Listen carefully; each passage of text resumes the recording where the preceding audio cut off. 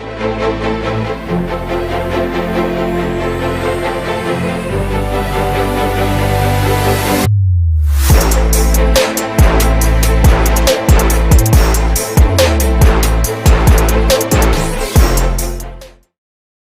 up, everybody? Welcome to the Woodward Sports Network and the Woodward Bets Show. I'm Scott G. Risen. On this Sunday fun day, I have Chris, a.k.a. Detroit Beastie, with us today.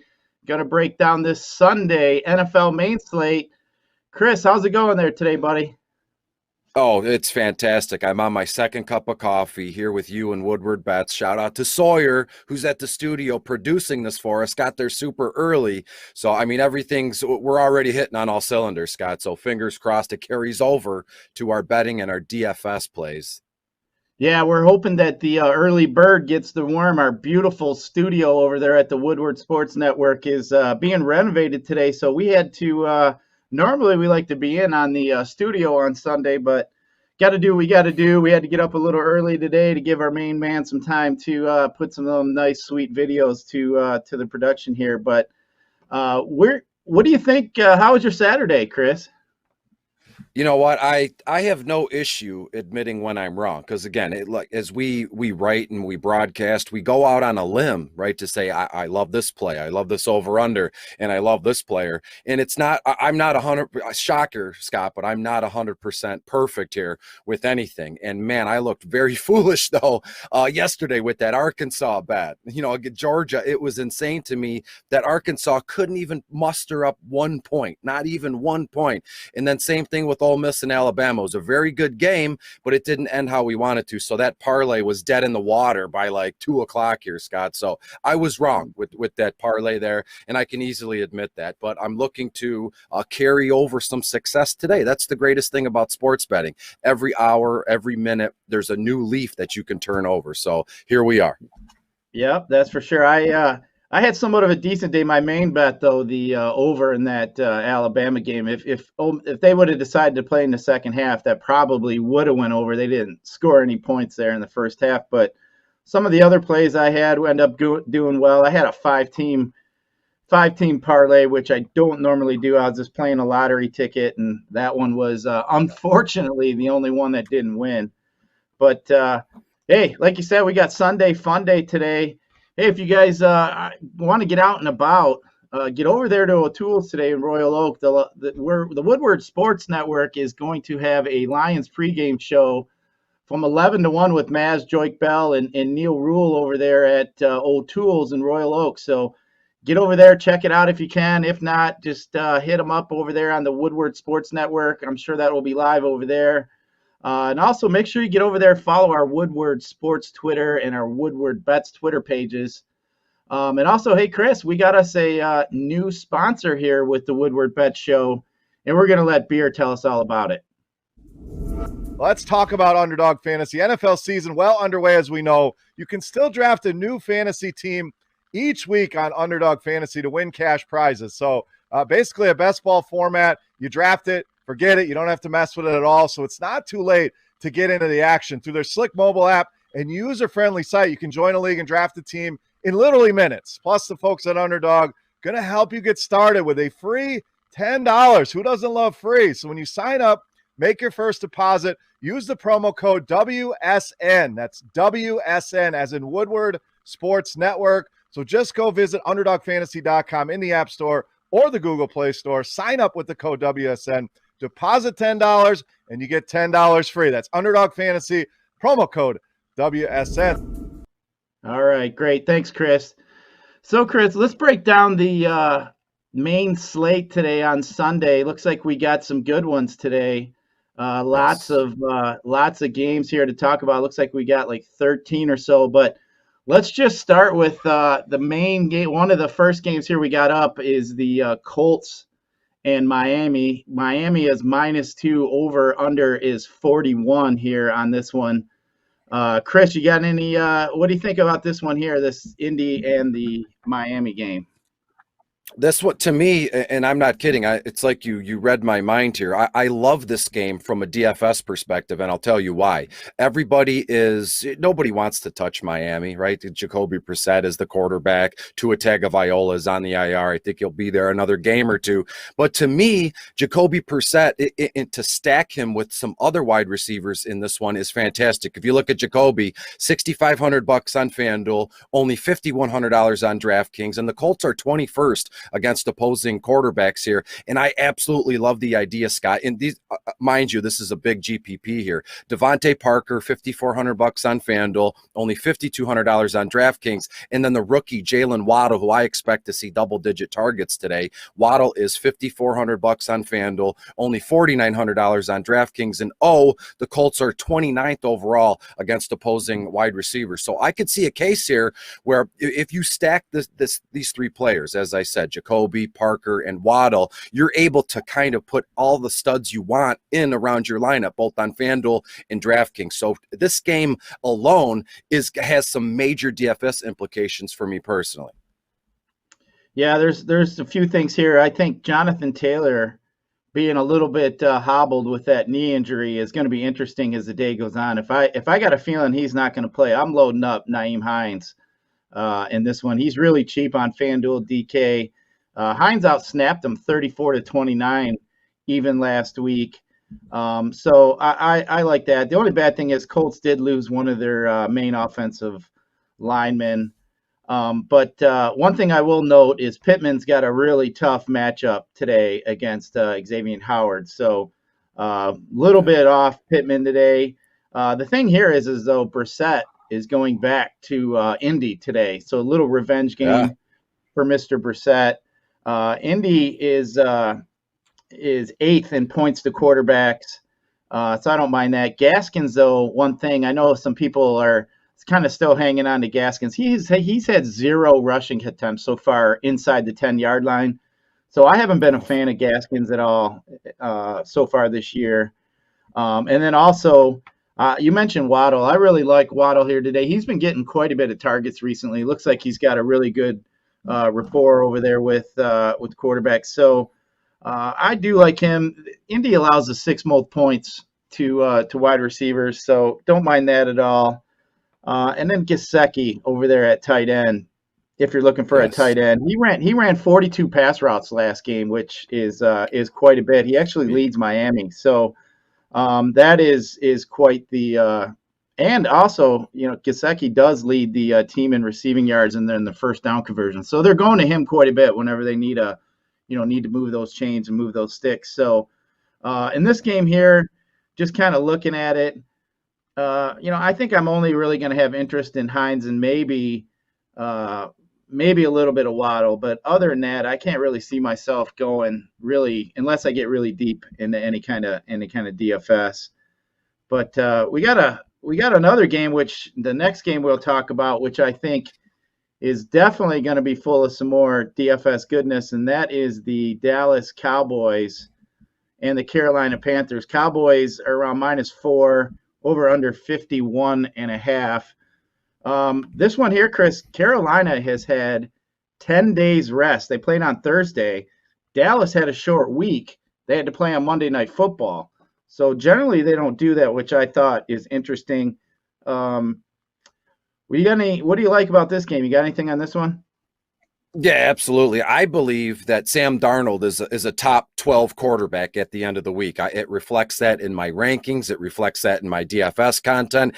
And I'm saying it here. Sam Darnold, they go to Dallas. Dallas is 25th overall against opposing quarterbacks. And Sammy Boy is $7,200 on FanDuel, and he's only $6,000 on DraftKings. Now, I went out on a limb last night and said that exact thing. Sam Darnold will be a top 12 quarterback in week 4. And I got, people were just going nuts on me. And look, everybody kind of pointed to the fact, well, without Christian McCaffrey, Sam Darnold might struggle. He might see ghosts again. Dallas is going to, formulate some plays to get a pass rush on Sam Darnold. Micah Parsons is probably going to be spying on Darnold most of the night.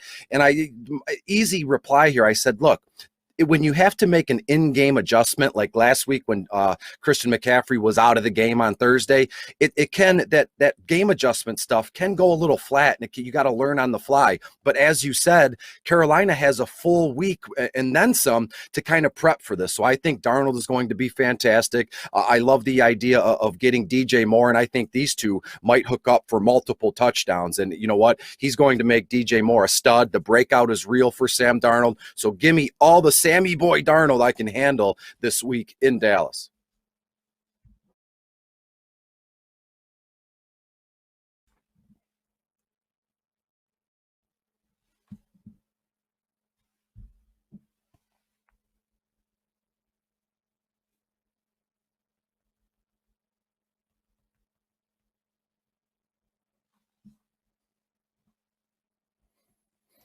I'm muted. That was a donkey move. You know, when you mute yourself and you just keep talking, that's a total donkey move.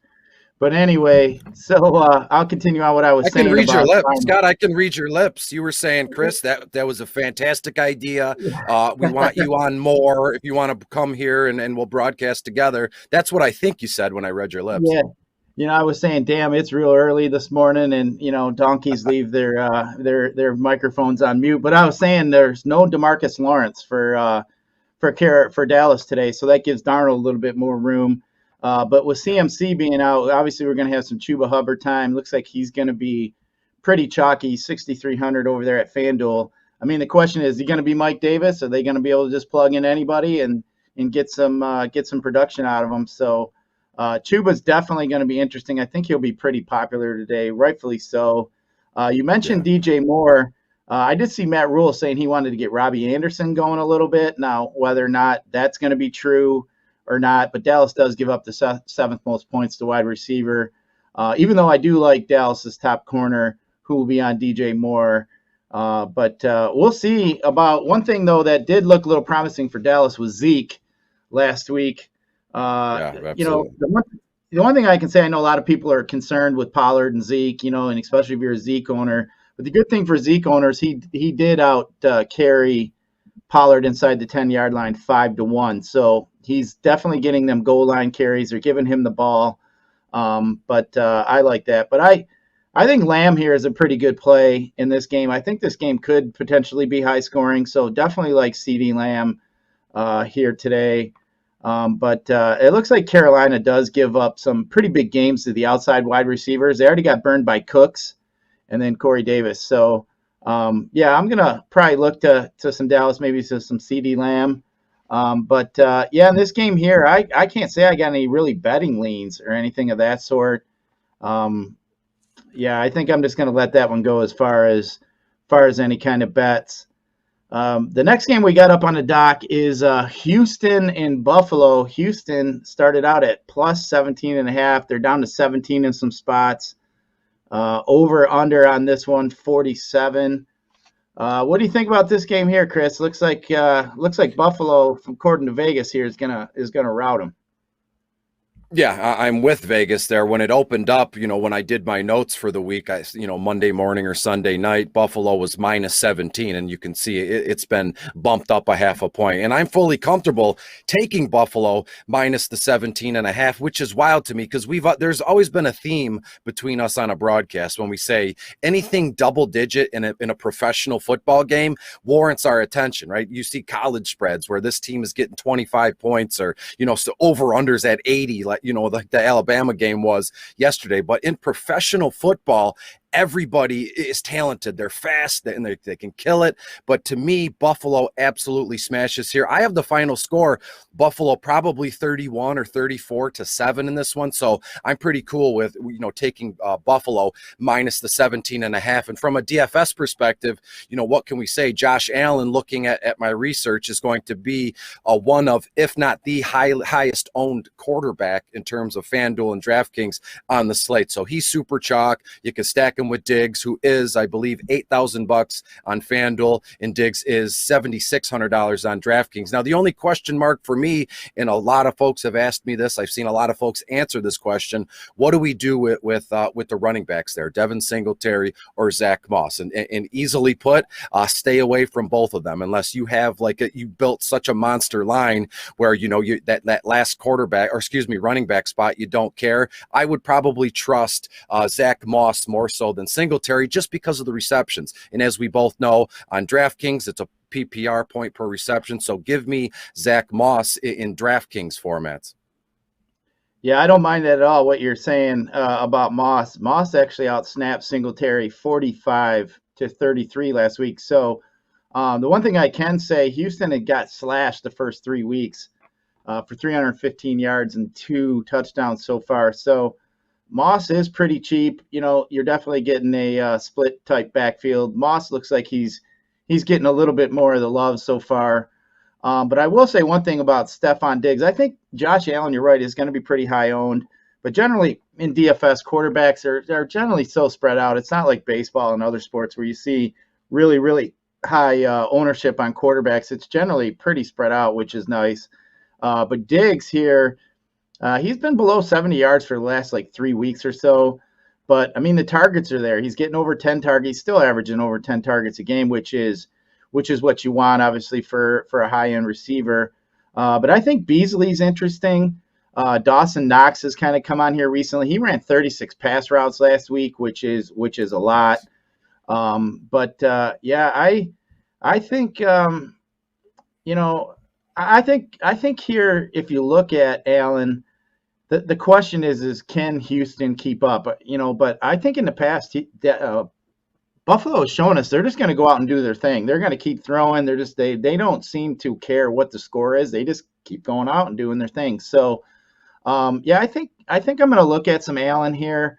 Knox is interesting. He's actually had 12 games that he started with Josh Allen. He's got 7 touchdowns. So that's pretty interesting as well. If we talked Knox a little bit about with some free agent pickup earlier in the week. So don't mind that at all. If I was to look at any kind of bet, I think you're right, Chris. I think Buffalo is going to smash him here. So maybe we get a 20-point victory. But for me, them high spreads like that are definitely tough. I mean, if Houston gets out and scores some points early, it just digs yourself such a hole. So I'm probably not going to be on this one as far as a betting side. But there is a little bit of some nuggets there in some DFS. But the next game here is pretty exciting for us here in Metro Detroit. We got the Lions, our beloved Lions, traveling to Soldier Field to face the Bears. Chris, what do you think? What do you think of this Lions? Do you think the Lions are gonna be able to hang here? Absolutely. And it's this weird give me a moment here, because I have it's not a monologue per se, but when you look at the Lions, they're 0-3, right? But they've been competitive in every game they've been in, and they're really starting to come around in terms of being scrappy and gritting and biting the kneecaps and all that. And when you look at Chicago, you could say that, well, Chris, how I'm arguing with myself at the same time. How can you say you like the 0-3 Lions and you're talking them up? And well, that's just what we do here in Detroit, me specifically. But the Lions have been taking it to folks, but here's the thing. They've lost all those games. And I could see a case where these two teams are headed in opposite directions. And again, I know how weird and shocking that sounds as they're 0-3, but Matt Nagy, as the Chicago Bears head coach, is completely sinking that team. And all week he said, we don't know who the quarterback is. It'll be a game time decision. Normally you say that stuff about a wide receiver or a running back who had limited practices all week. It's a game time decision. Finally yesterday they came out and said that Justin Fields is the starting quarterback in here. So for that reason, I love the Detroit Lions DST in DFS formats on FanDuel and DraftKings. I don't think that with the next week, right? They had a week to prepare and everything. I still don't think Justin Fields is going to get it together here because of the head coaching situation. Allen Robinson, he hasn't run routes more than 15 yards. You can see, the spray chart of the routes he's run and what he's done there. So the Chicago Bears are in complete disarray. And normally you could say, well, any team that's playing the Detroit Lions, you can classify it as a get-right game, right? You can play the Lions, you can work out all the kinks on the fly, and you can hammer it home here. But I think the Lions hang here, and they play well enough to beat the Chicago Bears. If you look at it, the over-unders at 42.5. I have the Lions actually winning here 31-24, and they're going to make life a living hell for Justin Fields in terms of pressure and the different looks that they give. I mean, because again, Peyton Manning, Tom Brady, they're good at getting to the line of scrimmage and diagnosing what the defense is going to do. Justin Fields, not saying he's not there, he doesn't have the smarts. I just don't think he's there yet in his development. And I'm telling you now, I think there will be several turnovers, maybe a pick six on the Lions' part. And I love the idea that Derek Barnes is now their starting linebacker. They got rid of Jamie Collins, and they're just a shot of young talent here. So give me Derek Barnes to fall on a fumble or maybe intercept a pass from Justin Fields here. So to me, I'm all in on the Lions today. Yeah, Dalton and Fields, I know that was a big thing throughout the week. We did get news. It sounds like Fields is going to start today, which, obviously for you Detroit Lions defensive owners, you definitely like that. They're probably on the waiver wire if you're looking for any kind of streamer in season long, I would expect too.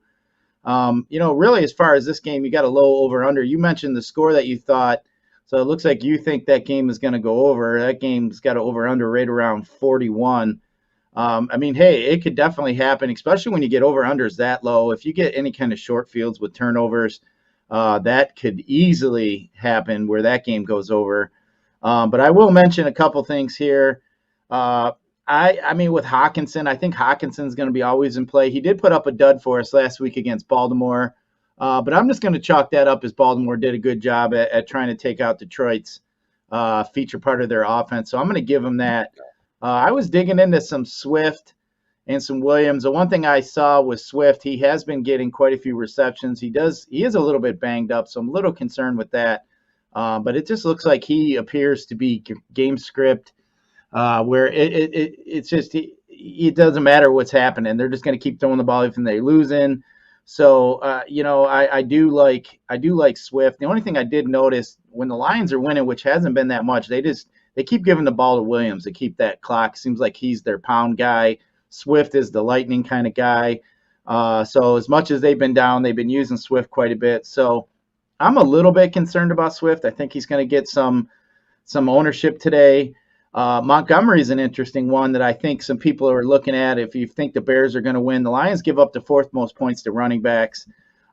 He had 82% of the snaps, so he's definitely getting most of those carries over there. He's interesting. I know in the past Montgomery has torched the Lions a few times, so that's an interesting one. But I just think the Lions are going to be able to jam the box, and they're going to focus on stopping him. They're going to make Fields beat him with the arms. So I'm a little bit concerned there, but I do think the Lions are going to come away with a victory here. They're going to march into Soldier Field. We'll see. I think they're probably wearing their all white, kind of like they did. Maybe they go to the all white pants. I thought that was pretty cool. So, yeah, I'm on the Lions here today. I think the Lions are going to win this game outright, so I like them on the money line. Yeah, let's go. Let's get these Lions rolled up. Let's get us a victory today.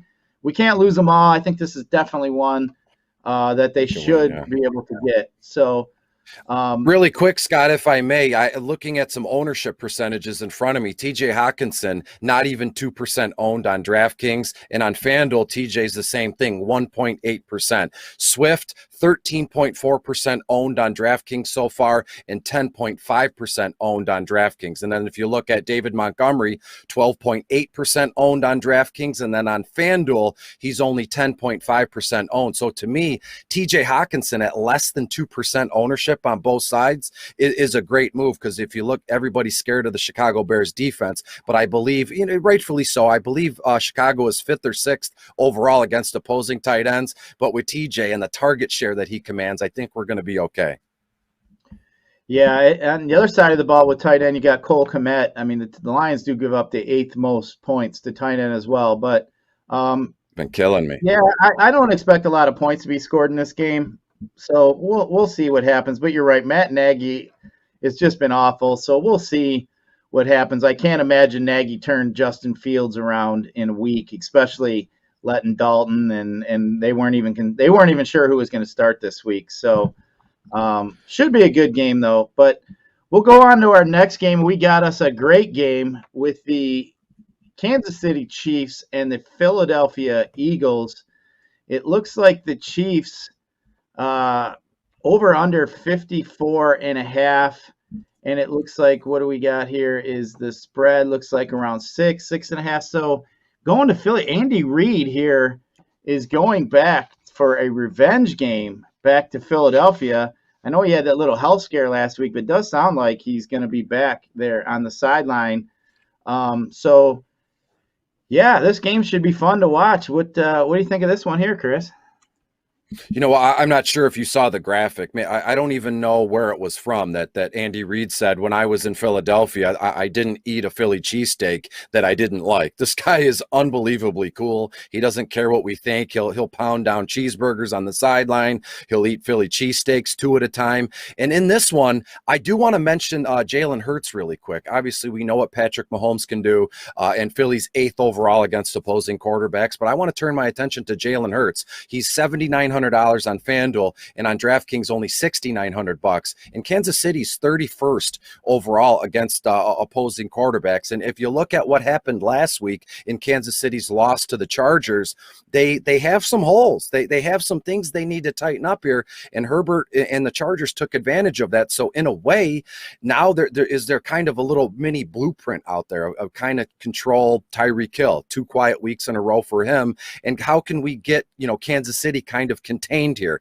As Stuart Scott would say, you can't shut them down completely. You can only hope to contain them. I think that runs true here. But Jalen Hurts, to me, I think he does a lot of damage on the ground this afternoon against this defense. And so to me, my favorite play in this game, and to me, Jalen Hurts is a top 5 overall quarterback play this week, would be Jalen Hurts. And I love in DFS formats, I love pairing him with the rookie Kenneth Gainwell. Kansas City's 30th against opposing running backs. Kenny Gainwell, $5,500 on FanDuel, only $4,300 on DraftKings. And I think we see a case of 10 or more total targets and touches for Kenneth Gainwell in this one. So I love the idea of a Jalen Hurts, Kenneth Gainwell little mini stack.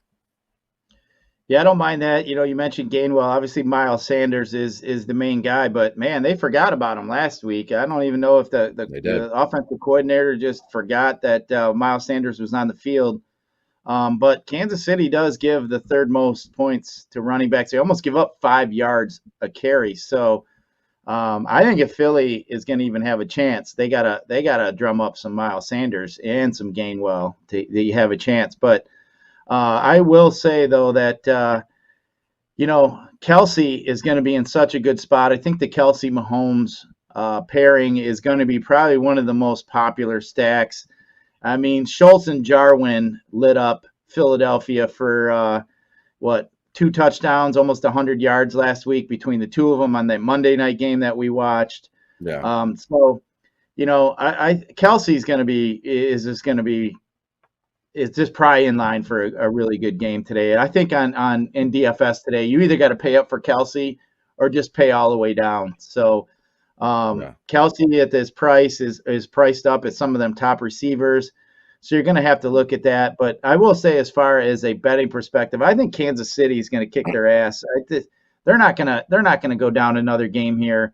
I expect them to roll into Philly here. Andy Reid's going to get his revenge, and they're going to smash the Eagles today. So I'm going to go with the Chiefs in this one, even though 73% of the bets are on the Chiefs. But I'm going to eat it. I think Mahomes and them are just too good to they stuttered a little bit a few times so far this season. I think they're going to look to get right today. But I will take note that Philly back end of that defense is pretty good. We know they got Slay, obviously. So it'll be interesting to see where he spreads the ball around. But I think Kelsey is going to be the main guy to get a lot of those looks. So Should And be an Scott, interesting game. if I may, really quick, Travis Kelce, his ownership percentage on DraftKings, 12.3%, modest, but on FanDuel, it's up over 20% ownership, 22% exactly. So, the FanDuel GPP player in me, that just screams red flag, fade Kelce, but he may be worth it today. I'm not going out of my way to get Kelce in my lineups on FanDuel. If it just happens to work out, which it would rarely do because he's the most expensive tight end here, but just be mindful of his ownership percentages on FanDuel. Yeah, I think, when I'm looking at building my teams, I generally try to think, all right, who are some of the chalkier guys? How much did they cost? And let's figure out how everybody else is going to be veered toward when they're making their team. So if I think everybody's going to be on, let's just say, for example, Henry today, and he costs 10-2, which I'm not saying they are, but let's just say they are, they do. So I know everybody's paying up. So the chances of somebody getting a Kelce in their lineup are going to be really tough. But like today, I mean, you got Chuba Hubbard. He's pretty cheap, so you don't know. So that's the way I try to figure it. So I think today we are going to get some Kelce ownership today, just because there are some pretty cheap running backs you can play. So just some little strategy, little food for thought. But we can move on to the next one here. We got Tennessee at the Jets. The Jets have been just struggling. Tennessee, man, oh man, they got a lot of injuries on that wide receiver in that wide receiver room, with Julio and A.J. Brown being out. So that looks like Nick Westbrook-Akine is going to get the start along with Chester Rogers. Definitely a revenge game here for Corey Davis. Tennessee's given up the second most points to wide receivers. So I do know Corey Davis, kind of looking through Twitter, was pretty bitter that Tennessee gave up on him. So I think Corey Davis is going to be definitely focused today. But one thing I can say, though, that in this game, as far as the quarterback over there with Tennessee and Tannehill, I just think they're going to end up handing the ball to Henry all day. So just like we just mentioned, Henry's been getting the ball as far as different touches and looks, as far getting passes out of the backfield. So definitely like that. But man, Tennessee only given 6. It seems like a kind of an odd line, obviously. So I don't know. It looks like some of the sharp money's coming in on the Jets here, getting the 6 points. So looks like they're figuring Tennessee may struggle without all those wide receivers. Somebody I'll mention here is Anthony Fercher as a tight end. I think he's going to be a guy I think is going to get an uptick into to some targets, just because of those guys being missing. Josh Reynolds also is coming back. He was on the IR, wasn't active any of these weeks, but looks like he is going to be active today. So low over under 44.5. I think I might start to lean with some of these sharps here with the Jets getting the 6 points, as odd as that sounds. I know the Jets stink, but it's just one of them spots where I think Tennessee might come in as a little sleepwalking a little bit. If Henry doesn't have a good game, I just don't see where they get the production. So, but I am interested in Henry, though, as far as DFS, just because he has such high upside. But what do you think of this one here, Chris? Yeah, I think Derrick Henry is a lock to receive 25 or more rushing attempts this afternoon. This could be your classic Derrick Henry 200-plus rushing yards on the ground game, scores multiple times. But people have talked that till they've been blue in the face here. But I want to focus on the New York Jets running backs really quick. Ty Johnson and the rookie Michael Carter. Tennessee's right now, they're 15th overall against opposing running backs. Ty Johnson, $4,700 on FanDuel, $4,600 on DraftKings, and then Michael Carter, $5,300 on FanDuel, only $4,500 on DraftKings. Now, this is just a case of zig and zag, right? Where everybody looks this way and we go the other way. And so right on Monday, I said, you know what? There's a case to be made here to get over on some folks in big tournaments here with the New York Jets. Nobody wants anything to do with the Jets right now. They put up 0.0 points last week against the Miami Dolphins, so their ownership percentages are going to be unbelievably low. Looking at what I have now, Ty Johnson is in the decimal points in ownership, 0.4% owned. And with Michael Carter, he's not even at 1.5% ownership on both FanDuel and DraftKings. Now, I know it's not a good move. More times than not, you don't stack two running backs from the same team because they're vultured from each other, and you'd rather not. And to mention, they're on the dog crap New York Jets team. But I'm telling you now, Scott, I have a few lineups, GPP lineups, where I have both Ty Johnson, Michael Carter, and throwing Corey Davis there, who's only $5,700 on FanDuel, $5,000 on DraftKings, and Tennessee is 32nd, dead last overall against opposing wide receivers. So again, I think we can gain a little bit of an edge with the New York Jets players. And in today's day and age of optimizers, and everybody has, they have access to all this DFS information. Your edge and what you're trying to do is few and far between. So I think we can get over on some folks with the New York Jets skill positions today. Yeah, that line is all the way down to 6. I think it was almost up to 9. So a lot of people are coming in on the Jets. So the value in that game is probably gone as far as a betting perspective. Much rather have it over that touchdown for sure. But yeah, interesting game for sure. Probably won't be on one of my 3 TVs today, that's for sure. But this one may be. We have Baker Mayfield going into Minnesota. So I think that one is going to be interesting. Both teams are in the top 10 in points so far this year. I think Minnesota here with Cousins at home with the Browns coming in. I think Cousins is a pretty good play. So yeah, I think for me though in this game, OBJ is going to be my favorite play. I think I'm going to have him on quite a few of my teams today. OBJ had handful of 10 targets, 9 targets last week, coming off an injury, especially with Landry being hurt. I think Baker's going to be trying to force it to OBJ. And then, obviously we got Thielen. He's just a red zone machine. So every time they get it in the red zone, he just looks for Thielen. So I really like that. Conklin came off last week pretty well too. So I don't mind Conklin as like a low-end tight end 1 this week. So, Cook being questionable, we'll have to see. It does look like he's trending to play, which I think will help out Cousins in that game as well. So maybe they won't give him as many carries just because he is hobbled a little bit. But definitely interesting. Hill and Cooks the weeks before smoked Cleveland. So, obviously Minnesota with Thielen and Jefferson are going to be in a pretty good spot. As far as a betting perspective, I do like the over in this game here. So I think this is a game here. I might have quite a bit of DFS action. I can't say I'm liking Chubb or Hunt at this place, man. Them guys have been just so frustrating when Chubb doesn't get them goal line carries. They bring Hunt in. Gosh, that's just so tilting. So can't say that I'm a fan of the running backs, but definitely some goodness here in the passing game. What do you think? Yeah, I'm with you 100%. I love the idea of stacking multiple Cleveland Brown wide receivers. Minnesota's 29th overall in defending opposing wide receivers. And one little tidbit I found interesting while you were talking here, both Kirk Cousins and Baker Mayfield are under 2% owned on both FanDuel and DraftKings here. And given the game, the final score I have being about 34-31 in favor of Cleveland here. So 2 things really quick. I love the over. And I love the idea of picking drips and drabs of offensive skill positions in this game, and then stack them with each quarterback here if you can. Make a line with Baker as your quarterback, and then make one with Kirk Cousins in here.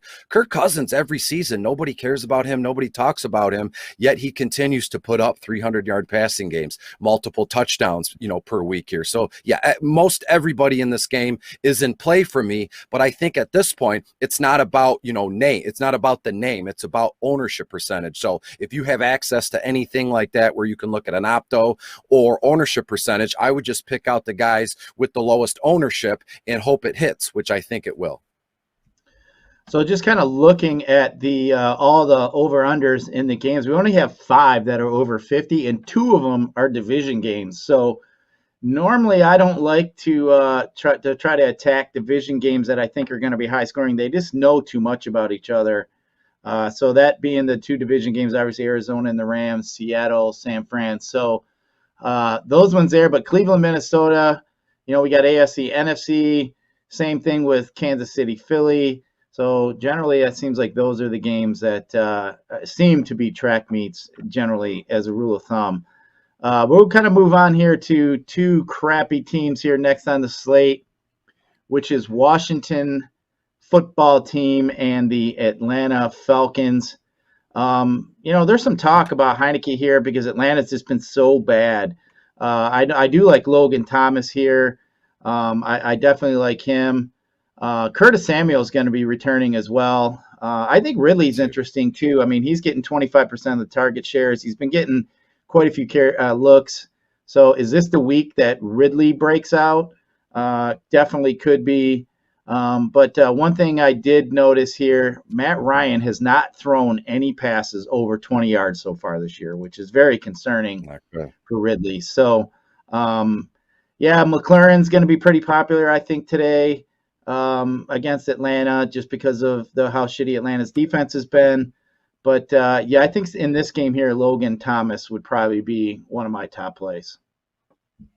Yeah, I'm with you, and I'm glad you mentioned Tyler Heineke. He's only $7,400 on FanDuel, and on DraftKings it looks to be $5,900. And Atlanta is 32nd overall against opposing quarterbacks. And last I looked, there's only 32 teams in the NFL. And so when you look at Tyler Heineke really quick, I have this kid, attempting about 30-ish passes in this one. I think we can pencil in Heineke for 225-ish passing yards. I have him throwing multiple touchdowns here and like 4 or 5 scrambles or carries for another 25 or 20 yards. I think Tyler Heineke will finish as a top 15 quarterback at the end of the week here, given the matchup. A few players I want to mention just in passing.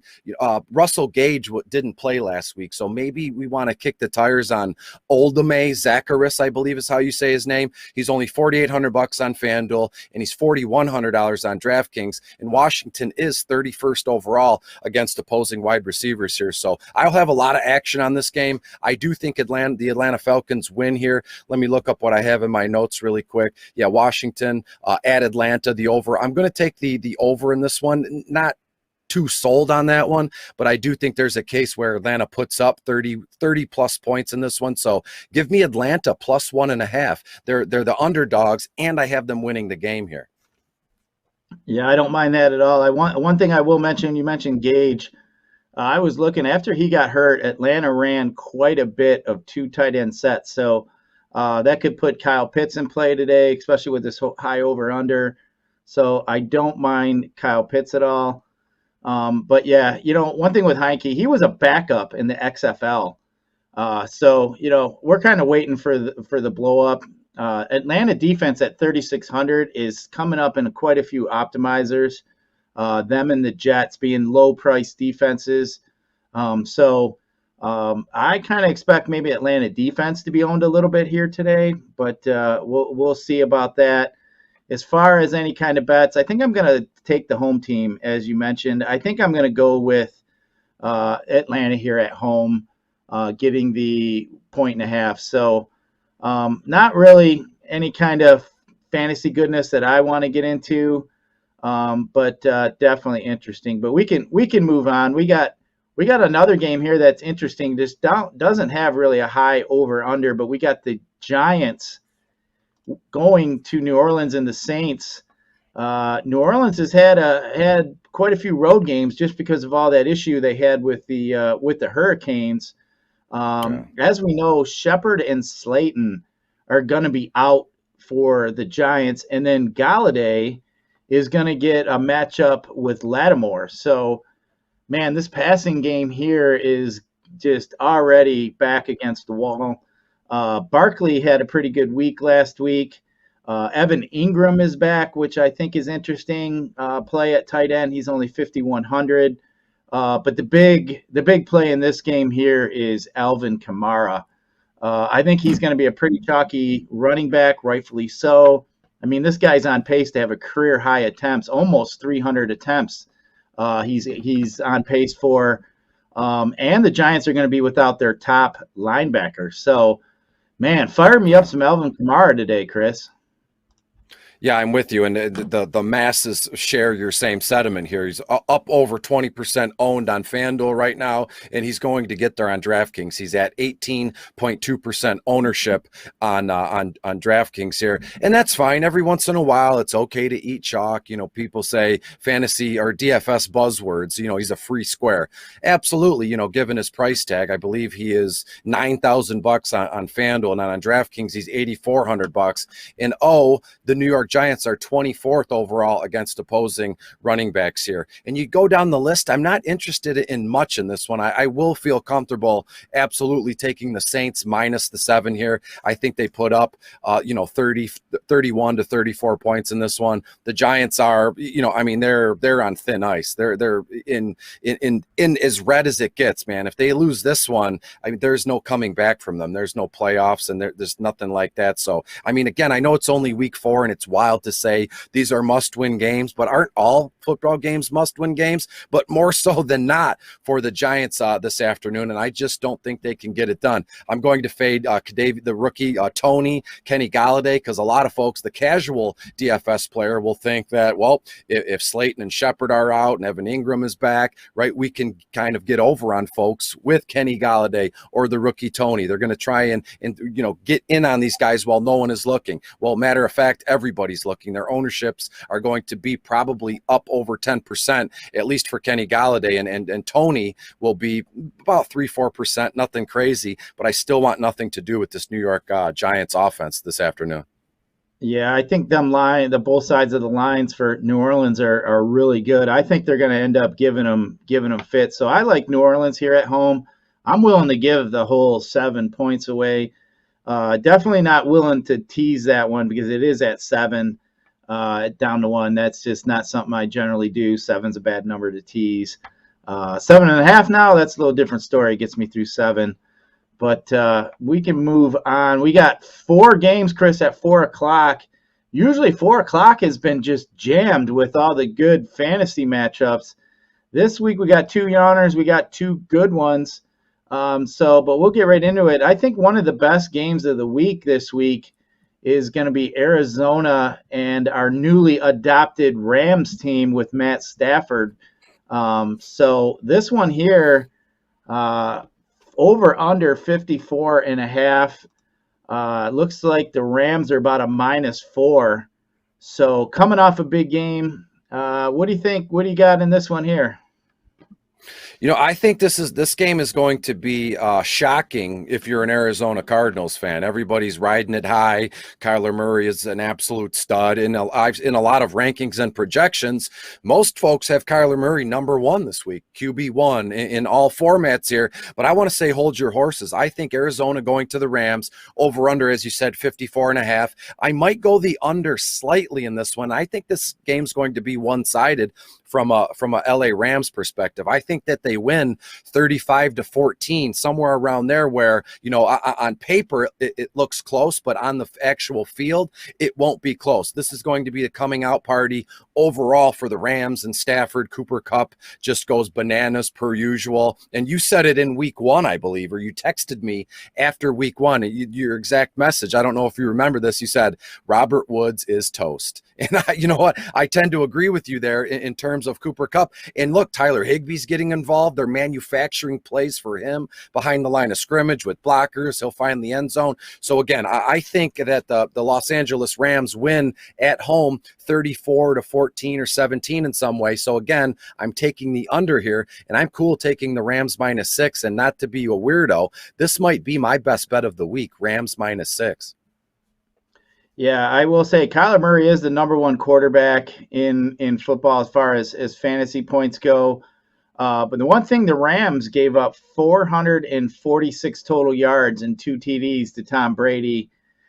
So that's a little alarming. I will say another thing, though, Hopkins is going to get Jalen Ramsey today. So if I'm looking at any kind of wide receivers, probably look at Kirk, who's been out snapping more. Moore's the 4th receiver there. So Kirk might be a little interesting for me.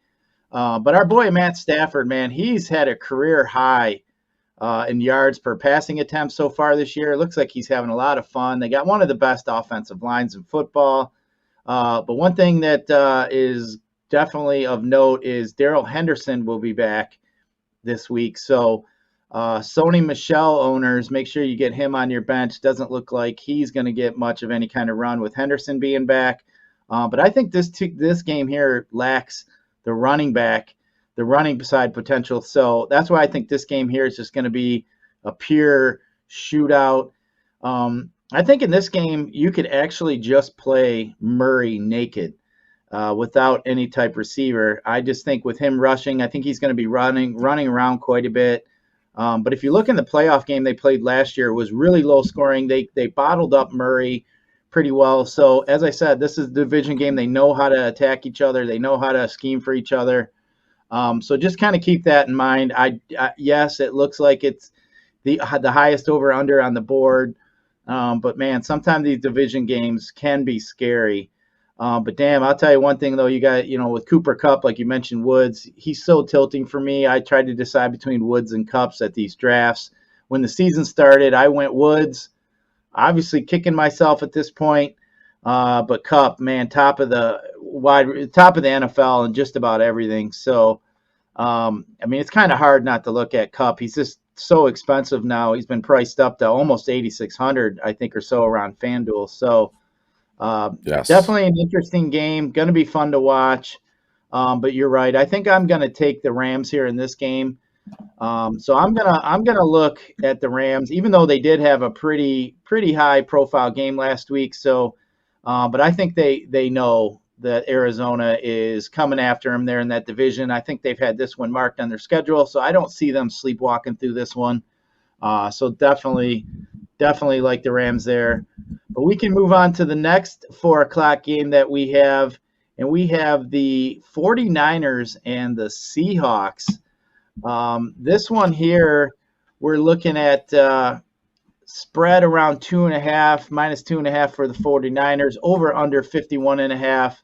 66% of the bets so far have been thrown over there on Seattle. This one here for me, man, you got Garoppolo. I'm not really a fan of Garoppolo. Deebo Samuel has been tearing it up. For me though, Russell Wilson and that offense, man, it's been frustrating. They bring this offensive coordinator in who they say wanted to run a lot of uptick, kind of quick type paced offense. But man, I think the old man over there, Pete Carroll, decided to pull the reins back on this one. They slowed it down quite a bit last week. But Carson was limited last game. He did have some cramps, but he still ended up getting 100 yards and a TD. So kind of interesting there. As far as the running backs go for San Fran, I know that was a talk in the week. Eli Mitchell or Sermon. It looks like Mitchell is going to give it a go, so I'd probably leave Sermon alone. I still think they're going to split up those carries. But Chris, I will say one thing here that I really like is Seattle is without Gerald Everett. So Gerald Everett, their tight end, is on the COVID list. So if you're looking for a starting tight end, Will Dissly is only 4,400 on FanDuel. If you throw him in at almost min price, man, it opens up quite a bit as far as other skill players that you can look at. So, instead of me playing maybe like a Thomas who, is getting like around 10 points or so, I think I'd rather just pay all the way down to a guy like maybe Will Dissly or Fercher, throw them in. If they get me a lucky touchdown, and then I'm able to pay up for some other better receivers, I definitely like that. Lockett is hurt a little bit as well, been kind of limping around. So the only receiver that really going to be that's going to be healthy is DK Metcalf. So Dissly may get a red zone look there. So definitely I'm going to be looking at that. But I will say too, both secondaries are beat up really bad. If you look at the injury reports, man, that San Francisco pass defense, Norman, Verrett, Williams, they're all hurting out. So, I think both teams here may end up running, but my fear is that Seattle tries to slow it down and runs Carson quite a bit. So I do like Carson today. Yeah. There's two things I love in this one, and it's all from a betting perspective. I love the under in this one, under 52 even. I think San Francisco wins this game, but it's not as wild and high scoring as folks think. I have it like 24-14 in favor of San Francisco. And to me, this week, when it comes to Seattle, now I just don't know where or how they're going to get their points. So I'm fading Seattle Seahawks completely. On the San Francisco side of the ball, kind of the same thing. I think I would stick with the under here and give me San Francisco -2.5. I know it wasn't thrilling what I had to say here, kind of boring, but that's how I look at this game. It's not going to be, all fireworks and sunshine and rainbows here. As you said, Debo $6,900 on FanDuel, Debo $6,500 on DraftKings. I could plead my case for, maybe Brandon Ayuk wakes up in this one. He's only $5,700 on FanDuel, and on DraftKings, Ayuk is $5,000, and Seattle's 19th overall against opposing wide receivers. So that's the way I'm leaning here. Yeah, I've seen Ayuk getting some love across the industry as far as some talk goes. I think, the thing with me with Garoppolo is Shanahan just doesn't really let him just go hog wild, right? It's just he's a tactician. I think both coaches here, obviously another division game too. But as far as the betting perspective, I think San Fran is just going to mollywop them here. I really like San Fran. So I'm going to bet on San Fran in this one here. I'll do the -2.5 at home. So definitely like the 49ers here. The next game we have is two old veteran quarterbacks in Pittsburgh and Green Bay. Man, Ben has just looked dusty. Dude's looked old as can be, tripping over his feet. But man, oh man, Juju's got some injured ribs. It sounds like he might play. He's going to have to just fend off some of that pain. They get Deontay Johnson back, which is interesting. But one thing I'll say here, a play that kind of stood out for me was Naji Harris. I mean, man, the guy's been 19 targets last week. Ben's just dumping it off to him, just constantly.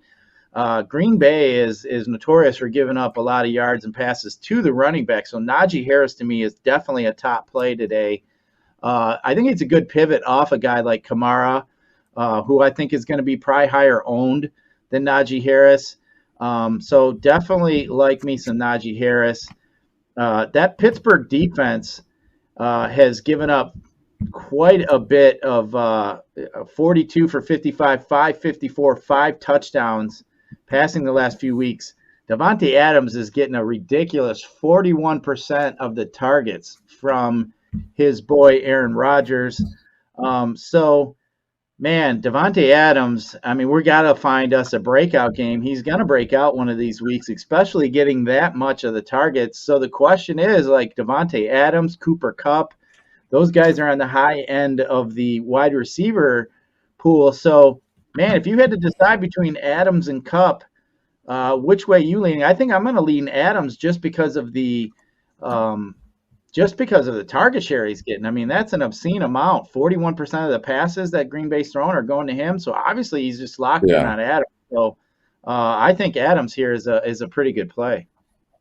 No doubt. At Davante Adams right now on FanDuel, 18.8% owned, and then on DraftKings, 15.5%. And one thing I found interesting while you were talking, I'm looking at my notes and what I have on my computer screen here. Naji Harris is without a doubt the perfect pivot from Alvin Kamara. As we said, Alvin was like 20% owned on FanDuel, like 18% owned on DraftKings. And on Naji Harris, he's only 8% owned on FanDuel, and Harris on DraftKings, he's only like 13.8%. So on DraftKings, his ownership is a little high, but it pales in comparison on FanDuel with what Alvin Kamara is in terms of ownership percentage. So if anybody's looking to kind of pivot away from a very highly owned Alvin Kamara, Naji Harris is your guy here. And then in this one, I'm going to take Green Bay minus the 7 points here. I think Green Bay, as you said, put last game, mollywop, right? They put a mollywop on this team. I think Green Bay puts a mollywop on Pittsburgh here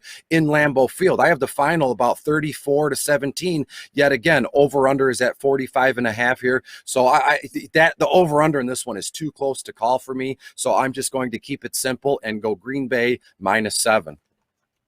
Don't mind that. I'll just little note too. MVS is out. So it looks like Cobb's going to get a start. He's going to be fairly cheap.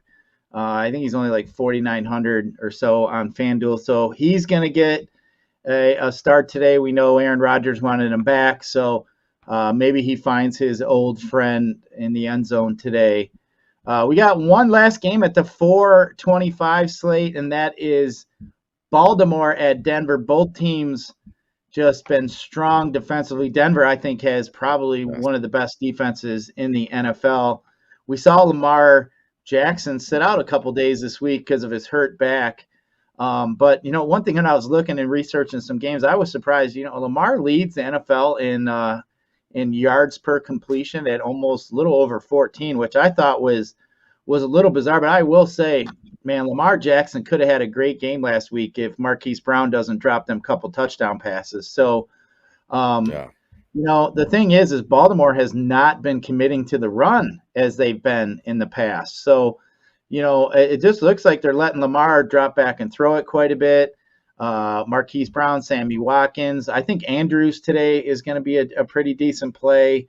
But man, this game here, I think there's just too good of defenses. I think I'm just going to kind of stay away from a fantasy side of it. You got Bridgewater over there. He's missing Hamler and Judy, which is going to be tough. So maybe Noah Fant.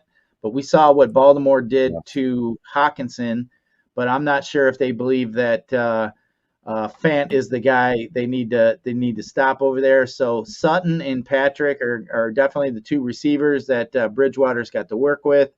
But this game with just such a low total, I think I'm just going to stay away from this as far as the fantasy side. As far as any kind of bets, I don't really like that over-under. I would probably lean under here.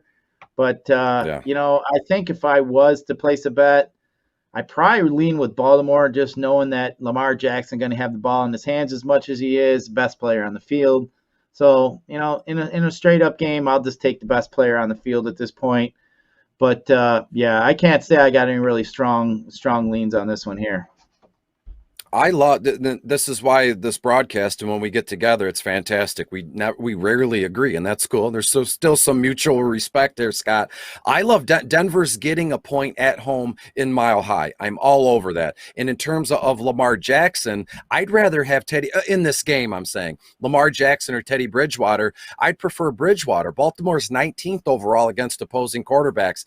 Teddy Two Gloves only $6,800 on FanDuel, only $5,700 on DraftKings. And then when you look at Lamar, going up against this Denver Broncos defense, they are first overall in total defensive stats, DVP wise, against opposing quarterbacks. So I think Lamar Jackson they just give him fits all day. So I'm going to fade Lamar Jackson in this one. And his ownership percentage, leads me to believe that a lot of folks are doing that as well. Only 3.5% owned on DraftKings and only 2.5% owned on DraftKings. Look at what Teddy Bridgewater's ownership percentage, not even at 1.5% on DraftKings, and it's even lower on FanDuel. He's not even 1% owned on FanDuel. So I love the idea of Teddy Bridgewater, that mini stack, as you said. Excuse me. Teddy Bridgewater and Noah Fant in this one. Love it, and I'm all over Denver +1, Scott. Sounds good. Well, Chris, let's get ready here and wrap this up on this Sunday fun day. So I need to hear what your two best plays are: quarterback, running back, wide receiver, before we get out of here. And give me a best bet, and then I'll do the same. And then we'll get on out of here. Enjoy our Sunday fun day. But what do you got for our best plays for today? Correct. Now, I put in the show document last night that it was Josh Allen. Buffalo's going against Houston. Houston's 22nd overall. And as we started the broadcast, I said, Buffalo is just going to get up big pretty quick. I could see the third quarter being insanely, one-sided, 31-3, 31-7, something like that. So give me Josh Allen. And I also love Jalen Hurts. The Philadelphia Eagles, as we said, they're hosting the Kansas City Chiefs. Kansas City's 31st overall against opposing quarterbacks. So I could see a case here where Jalen Hurts goes nuts on the ground. Maybe Jalen Hurts will put up 100+ yards rushing as a quarterback. And for DFS purposes, that's music to your ears, even in seasonal fantasy leagues. So in terms of my best bet, I think I have them all written down here. I have like 5 of them, and I can't choose here. I think I would prefer the over in the Arizona and the Los Angeles Rams game by a hair. I think the Rams carry that one there. And I love the under also in the Tennessee and New York Jets game, under 45.5 for me, Scott. Sounds good. Perfect. And for me, I'll give you my quarterbacks. The quarterbacks I like today are Patrick Mahomes and Kelsey. I think Mahomes to Kelsey is going to be a pretty popular thing we're going to hear today. And then I'm going to go with a guy you said was only 2% owned. I think I'm going to roll with Kirk Cousins. I think that game is going to be sneaky high scoring. So I'm going to roll with Cousins. I do like some Thielen. Some running backs I like today. Alvin Kamara is a top play for me today. Really like Alvin Kamara. And then another guy that I am going to throw in there is going to be Chris Carson. I think Chris Carson's going to run the ball quite a bit today. Really like some Chris Carson. I'm going to go there. And wide receivers that I like today, obviously I said Adam Thielen over there with Cousins. And then I am going to also be looking at Devontae Adams today. I really like his potential over there. But before we wrap this up, I got my best bet of the day, which I think that is going to be a really good play here, and that is that over in that Cleveland and Minnesota game, over 51. I think that's going to be a track meet inside the dome. I really like that. But hey, it's Sunday Fun Day. We got stuff to do, so we're going to have to get out of here. For Sawyer Behind the Glass, I'm Scott. For Chris, have a great day, and let's win us some money.